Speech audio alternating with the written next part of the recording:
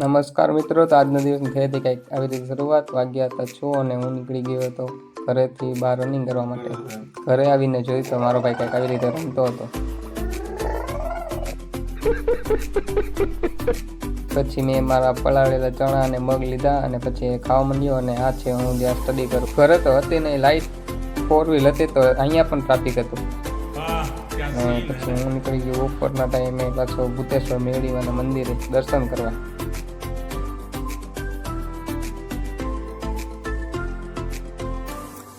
જે મેરડી માતાજીનું મંદિર દર્શન કરીને મેં પીધી ચા અને પછી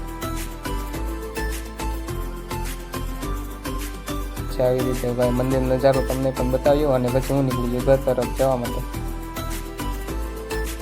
પહોંચી ગયો તો અમારા ગામમાં. પછી આવી ગયો ઘરે.